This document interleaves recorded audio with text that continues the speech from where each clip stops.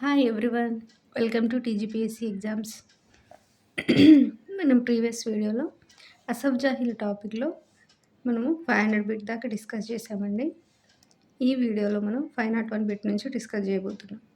501 bit వచ్చేసరికి Osmania medical college ఏ ఇయర్లో ఏర్పాటు చేయబడింది? ఉస్మానియా మెడికల్ కాలేజ్ వచ్చేసరికి మనకి 1920లో ఏర్పాటు చేయబడిందండి. సో ఈ ఉస్మానియా మెడికల్ కాలేజ్ మనకి ఫస్ట్ నాజిరుద్దౌలా టైంలో 1848లో హైదరాబాద్ మెడికల్ స్కూల్ ఉండేదండి.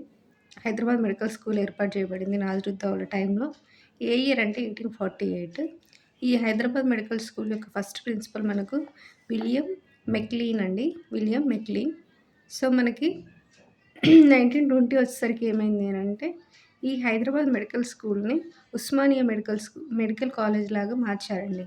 అంటే మనకు ఉస్మానియా మెడికల్ కాలేజ్ అనేది 1848లో హైదరాబాద్ మెడికల్ స్కూల్గా ఉండేదండి. అది నాజిరుద్దౌలా టైంలో. 1920 వచ్చేసరికి మన హైదరాబాద్ మెడికల్ స్కూల్ని మనకి ఉస్మానియా మెడికల్ కాలేజ్ అని పేరు మార్చారండి. ఈ హైదరాబాద్ మెడికల్ స్కూల్కి ఫస్ట్ ప్రిన్సిపాల్ వచ్చేసరికి మనకి విలియం మెక్లీన్ అండి. మనకు 1919లో ఇన్ఫ్లుయెంజా వ్యాధి వచ్చినప్పుడు 1919లో ఇన్ఫ్లుయెంజా వ్యాధి వచ్చినప్పుడు జేమ్ లంకస్టర్ అనే ఒక వైద్యశాఖ కార్యదర్శి ఈ ఇన్ఫ్లుయెంజా వ్యాధి పైన ఈయన పరిశోధనలు చేశాడండి. ఎవరు అనంటే జేమ్ లంకస్టర్. నెక్స్ట్ బిట్ 502 వచ్చేసరికి మొజంజాహి మార్కెట్ ఏ ఇయర్లో ఏర్పాటు చేయబడింది? మొజంజాహి మార్కెట్ వచ్చేసరికి మనకి 1935 అండి. మనం ఆల్రెడీ ప్రీవియస్ వీడియోలో డిస్కస్ చేసుకున్నాము. మొజంజాహి మార్కెట్ ఎవరి పేరు మీద మొజంజాహి మార్కెట్ ఏర్పడింది అని అంటే మన 7వ నిజాం యొక్క రెండవ కుమారుడు మొజంజా పేరు మీదుగానే ఈ మొజంజాహి మార్కెట్ ఏర్పడింది. ఏ ఇయర్ అంటే 1935 అండి. ఈ మొజంజాహి మార్కెట్ మొత్తం గ్రానైట్‌తో నిర్మించబడిందండి. దీంట్లో ఉన్న స్పెషాలిటీ ఏంటంటే దీంట్లో ఈ మొజంజాహి మార్కెట్ యొక్క నిర్మాణంలో మనకు క్లాక్ టవర్ అనేది ఇక్కడ స్పెషల్ అట్రాక్షన్ అండి. నెక్స్ట్ బిట్ మనకు వచ్చేసరికి స్టేట్ మ్యూజియం. మనకి 1864లో అఫ్జలుద్దౌలా టైంలో పబ్లిక్ గార్డెన్స్‌లో డాల్స్ హౌస్ నిర్మించారండి. ఎవరి టైంలో అంటే అఫ్జలుద్దౌలా టైంలో. ఏ ఇయర్ అంటే 1864. ఏంటి అంటే డాల్స్ హౌస్ నిర్మించింది ఎక్కడ అంటే పబ్లిక్ గార్డెన్స్‌లో అండి. తర్వాత 1930 వచ్చేసరికి మనకి హైదరాబాద్ స్టేట్ మ్యూజియం ఏర్పాటు చేయబడిందండి 1930లో. ప్రెజెంట్ దీన్ని ఏమని పిలుస్తున్నామంటే తెలంగాణ స్టేట్ ఆర్కియోలాజికల్ మ్యూజియం అని పిలుస్తున్నామండి. ఈ హైదరాబాద్ స్టేట్ మ్యూజియంని 1930లో ఏర్పడిన హైదరాబాద్ స్టేట్ మ్యూజియంని ప్రెజెంట్లీ మనం తెలంగాణ స్టేట్ ఆర్కియోలాజికల్ మ్యూజియం అని పిలుస్తున్నాము. ఇంకా ఇక్కడ స్పెషాలిటీ ఏంటంటే ఈ తెలంగాణ స్టేట్ ఆర్కియోలాజికల్ మ్యూజియంలో ఈజిప్ట్ మమ్మీ తెలుసు కదండి. ఈజిప్ట్ మమ్మీ అది 3000 సంవత్సరాల ఓల్డ్ అయిన ఒక ఈజిప్ట్ మమ్మీ కూడా ఈ తెలంగాణ స్టేట్ ఆర్కియోలాజికల్ మ్యూజియంలో ఇప్పటికీ ఉందండి. అదే దీని యొక్క స్పెషాలిటీ. నెక్స్ట్ బిట్ వచ్చేసరికి మనకి జూబ్లీ హాల్ కన్స్ట్రక్షన్ అండి. ఈ జూబ్లీ హాల్ అనేది మనకు పబ్లిక్ గార్డెన్లో ఏర్పాటు చేయబడింది. ఏ ఇయర్ అంటే 1913. ఇది ఎవరు నిర్మించారంటే 7వ నిజాం నిర్మించాడండి జూబ్లీ హాల్ని. ఏ శైలిలో అంటే ఇండో పర్షియన్ శైలి. నెక్స్ట్ మనకు 505 బిట్ వచ్చేసరికి హైదరాబాద్ హౌస్ అండి. ఈ హైదరాబాద్ హౌస్ ఎవరు అంటే 7వ నిజాము. ఇంజనీర్ ఎవరు దీనికి అని అంటే ఇంజనీర్ నవాజ్ జంగ్ అండి. మనం ఆల్రెడీ ప్రీవియస్ వీడియోలో కూడా డిస్కస్ చేసుకున్నాము. ఏంటంటే హైదరాబాద్ హౌస్ యొక్క హైదరాబాద్ హౌస్ నిర్మాణంలో పాల్పంచుకున్న ఇంజనీర్ ఎవరంటే నవాజ్ జంగ్ అని మనం చదువుకున్నామండి. సో ఎవరి టైంలో అంటే 7వ నిజాం. నెక్స్ట్ వచ్చేసరికి మనకి ఇది ఏ ఇయర్‌లో స్టార్ట్ అయిందంటే 1928లో స్టార్ట్ అయిందండి హైదరాబాద్ హౌస్ నిర్మాణము. దీని యొక్క ఆర్కిటెక్ట్ ఎవరు అంటే ఎడ్వర్డ్ ల్యూటిన్ అండి. సో ఆర్కిటెక్ట్ వచ్చేసరికి ఎడ్వర్డ్ ల్యూటిన్. ఏ శైలిలో కట్టారంటే యూరోపియన్ శైలిలో కట్టారు ఈ హైదరాబాద్ హౌస్‌ని. నమూనా వచ్చేసరికి సీతాకోకచిలుక అండి. ఈ హైదరాబాద్ హౌస్ యొక్క నమూనా ఏంటంటే సీతాకోకచిలుక. ఎవరు కట్టినారు అని అంటే 7వ నిజాం టైంలో కట్టబడింది. ఇంజనీర్ అప్పుడు నవాజ్ జంగ్. దాని యొక్క ఆర్కిటెక్ట్ వచ్చేసరికి మనకి ఎడ్వర్డ్ ల్యూటి. ఏ ఇయర్‌లో అంటే 1928.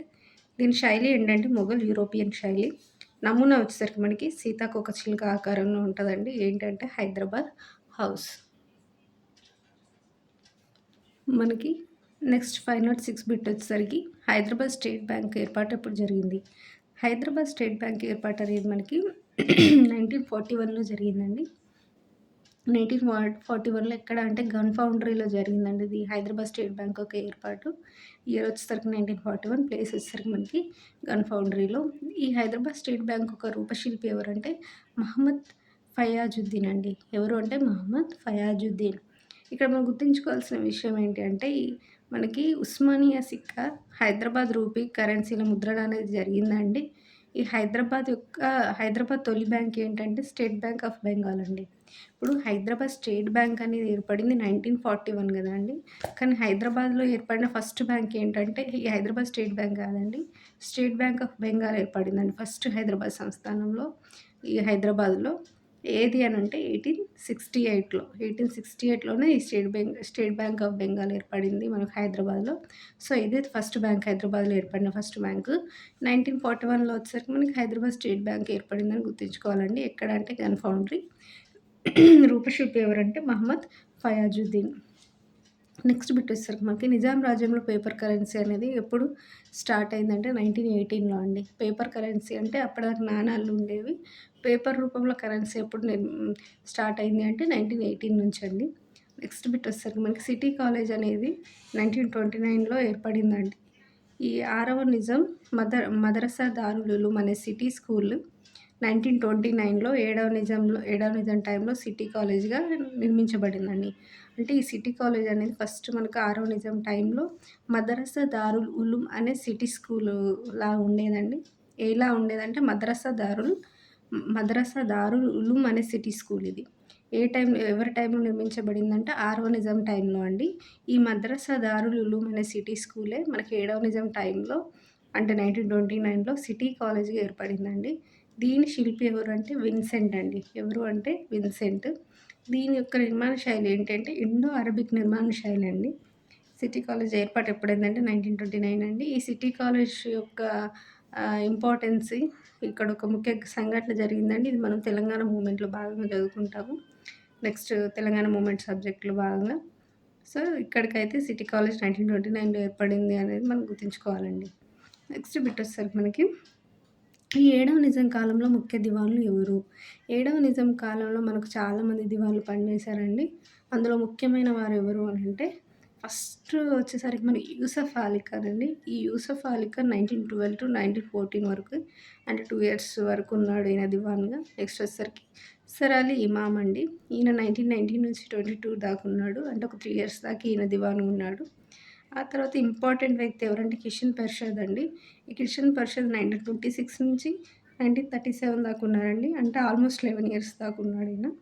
సో, ఈయన ఎక్కువ సంవత్సరాలు దివాన్‌గా ఉన్నాడండి. 7వ నిజాం దగ్గర. ఎవరు అంటే కిషన్ పర్షద్. కిషన్ పర్షద్ తర్వాత అసర్ అక్బర్ హైదరీ. ఇక 1937 నుంచి 1941 వరకు ఉన్నాడండి. Almost 4 years. తర్వాత మనకు ఛత్తరి నవాబ్ వచ్చేసరికి 1941 నుంచి 46 దాకా ఉన్నాడండి. ఒక 5 ఇయర్స్ దాకా. తర్వాత సర్ మిర్జా ఇస్మాయిల్ 1946 నుంచి 47 1 ఇయర్ వరకు ఉన్నారు. నెక్స్ట్ మెహదీ యాబ్జంగ్ 1947 నవంబర్‌లో ఈయన 7వ నిజాం కాలంలో దివాన్‌గా ఎన్నుకోబడ్డాడండి. ఆ తర్వాత ఆ సంవత్సరమే మీర్ లాయక్ అలీ మళ్ళీ ఈయన ప్లేస్‌లో దివాన్‌గా ఏర్పడ్డాడండి. సో, ఈ మీర్ లాయక్ అలీ అనే వ్యక్తియే మనకు చివరి దివాను. ఆయన 1947లో ఎన్నుకోబడితే అప్పటి నుంచి 1948 అంటే ఈ హైదరాబాద్ సంస్థానం అనేది మనకి ఇండియాలో కలిసే వరకు ఉన్న దివాన్ ఎవరు అంటే మీర్ లాయక్ అలీ. ఈయననే లాస్ట్ దివాన్ అండి.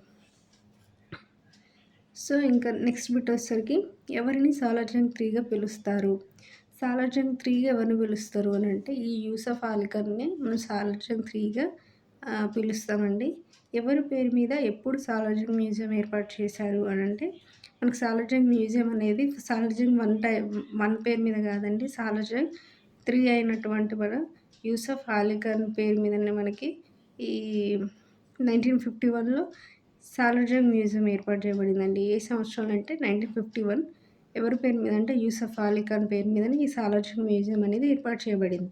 సో, దీని స్పెషాలిటీ ఏంటి? సాలార్జంగ్ మ్యూజియం యొక్క స్పెషాలిటీ అంటే ఇది దేశంలోనే 3వ అతిపెద్ద మ్యూజియం అండి ఇది సాలార్జంగ్ మ్యూజియం. మొత్తం దేశంలో అతిపెద్ద మ్యూజియాల్లో చూసుకుంటే దీని ప్లేస్ సాలార్జంగ్ మ్యూజియం యొక్క place third place.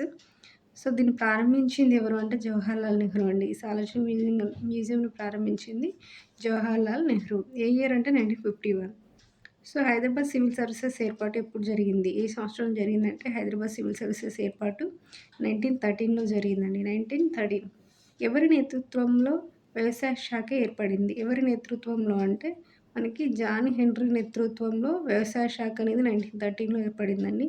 Next operative society ఏర్పాటు ఎప్పుడు జరిగింది? ఈ ఆపరేటివ్ సొసైటీ అనేది మనకి దేని గురించి ఏర్పాటు చేశారంటే రైతులకు రుణ సౌకర్యం కల్పించడం కోసం మనకి ఈ ఆపరేటివ్ సొసైటీని ఏర్పాటు చేశారండి 1915లో. అంటే ఏడవ నిజాం కాలంలో 1915లోనే మనకు రైతులకు రుణ సౌకర్యం కల్పించడం కోసం ఆపరేటివ్ సొసైటీ అనేది ఏర్పాటు జరిగిందని గుర్తుంచుకోవాలి. నెక్స్ట్ బిట్ వచ్చేసరికి ఇతని కాలంలో నూనె గింజల ఉత్పత్తిలో హైదరాబాద్ స్థానం ఎంత? ఇది వెరీ వెరీ ఇంపార్టెంట్ అండి. ఏడవ నిజాం కాలంలో మనకి నూనె గింజల ఉత్పత్తిలో హైదరాబాద్ స్థానం అనేది ఫస్ట్ ప్లేస్ అండి.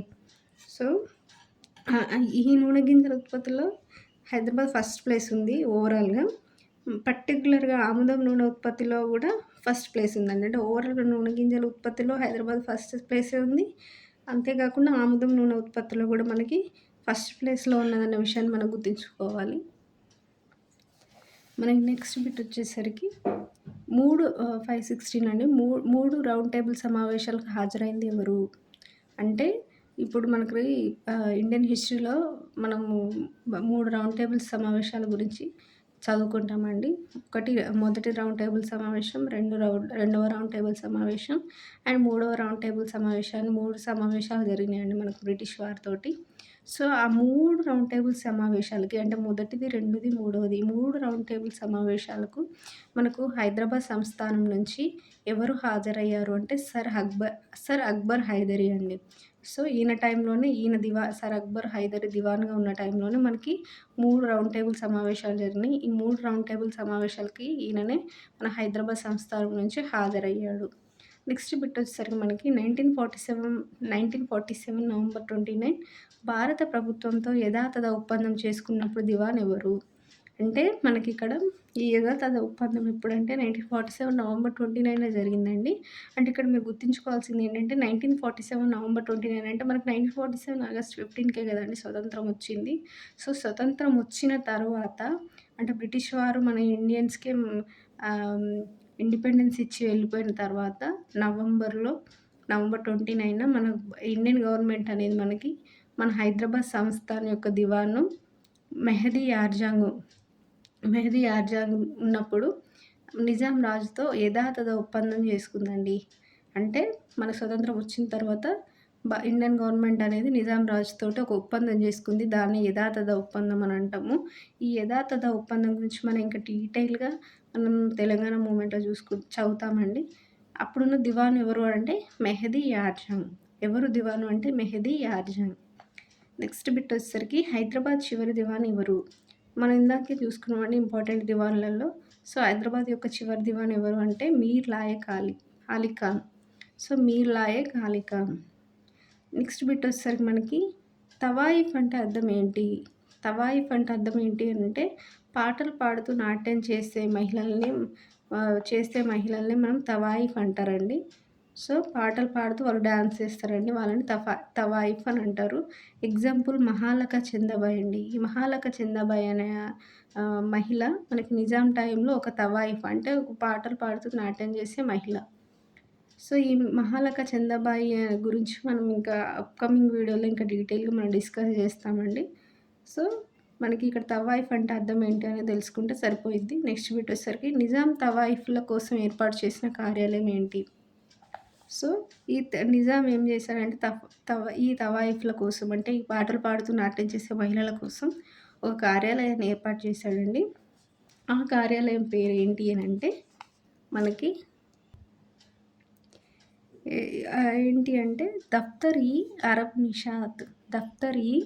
అరబ్ నిషాత్ అండి. ఈ తవాయిఫ్‌ల కోసం నిజాం ఏర్పాటు చేసిన కార్యాలయం పేరు. నెక్స్ట్ బిట్ వచ్చేసరికి మనకి మహాలక చందాబాయి ఏ నిజాంల దగ్గర ఆస్థాన నర్తకిగా ఉంది అనంటే ఏ నిజాంల దగ్గర ఆస్థాన నర్తకిగా ఉంది అంటే రెండవ నిజాం, మూడవ నిజాం టైంలో ఈ మహాలక చందాబాయి అనే మహిళ ఆస్థాన నర్తకిగా ఉందండి. ఇద్దరు నిజాంల దగ్గర అని గుర్తుంచుకోవాలి. ఎవరెవరు అంటే రెండవ నిజాం, మూడవ నిజాం. నెక్స్ట్ బిట్ వచ్చేసరికి మనకి మహాలక చందాబాయి ఏ కలం పేరుతో కవితలు రాసింది? ఈమె స్పెషాలిటీ ఏంటి అనంటే ఈమె ఒక కవయిత్రి అండి మహాలక చందాబాయి. ఏం కవయిత్రి అంటే ఈమె ఏ భాషలో కవయిత్రి అంటే ఉర్దూ భాషలో కవయిత్రి అండి. మహాలక చిందాబాయి. ఈమె భారతదేశంలోనే తొలి ఉర్దూ కవయిత్రి. అంటే ఉర్దూలోనే తొలి కవయిత్రి. అదే ఈమె స్పెషాలిటీ అండి. ఈమె కలం ఏంటి అంటే ఈమె కలం పేరు తకల్లూస్. తకల్లూస్ అనే పేరుతోటి ఈమె కవితలు రాసిందండి మహాలక చిందాబాయి. నెక్స్ట్ బిట్ వచ్చేసరికి మనకి నిజాం దర్బార్‌లో ఉమ్రావ్ పదవిని పొందింది ఎవరు అనంటే అత్యున్నత ఉమ్రావ్ పదవిని పొందింది ఈ మహాలక చందాబాయి అండి. ఎవరు అంటే మహాలక చందాబాయి. ఏ పదవి అంటే ఉమ్రావ్ పదవి. ఇదే అత్యున్నత పదవి అండి నిజాం దర్బార్‌లో. సో, ఆ పదవిని ఈమె పొందిందనేది ఇక్కడ మనం డిస్కస్ చేస్తున్నాం. నెక్స్ట్ బిట్ వచ్చేసరికి ఏ పేరుతో ఉర్దూ గజల్స్ సంపుటిని ప్రచురించింది? సో, ఈమె కవితలు రాసిన కలం పేరు వచ్చేసరికి మనకి తకల్లూస్ అండి. ఈమె ఏ పేరుతో ఉర్దూ గజల్స్ సంపుటిని రాసింది అనంటే ప్రచురించింది అనంటే దివాన్. దివాన్ అనే పేరుతోటి ఈమె ఉర్దూ గజల్స్ సంపుటిని ప్రచురించిందండి. ఏ పేరు అంటే దివాన్. నెక్స్ట్ లాస్ట్ బిట్ వచ్చేసరికి మనకి మహాలక చందాబాయి ఎవరికి సమకాలీనురాలు? అంటే ఎవరి టైంలో ఉంది ఈమె అంటే మనకి ఉత్తర భారతదేశంలో ఉన్న మీర్, తాకీ మీర్, సౌదా, దర్దా అనే కవులకు ఈమె సమకాలీనురాలు. అంటే ఉత్తర భారతదేశంలో వీరు ఫేమస్ కవులండి ఆ టైంలో, ఈమె టైంలో. ఎవరు వారు అంటే మీర్, తాకీ మీర్, సౌదా, దర్దా అనే కవులండి. వీళ్ళు నార్త్ ఇండియాలో ఫేమస్ కవులు. సో, ఈ కవులకి ఈమె సమకాలీనురాలు. అంటే వాళ్ళ టైంలోనే ఉంది. ఒకటే టైంలో ఉన్నారు వీళ్ళు అనేది ఇక్కడ మనం తెలుసుకోవాల్సిన విషయం. ఇక్కడికి మనం 525 బిట్స్ కవర్ చేసామండి. నెక్స్ట్ బిట్స్ మనం నెక్స్ట్ వీడియోలో కవర్ చేద్దాం. Thank you.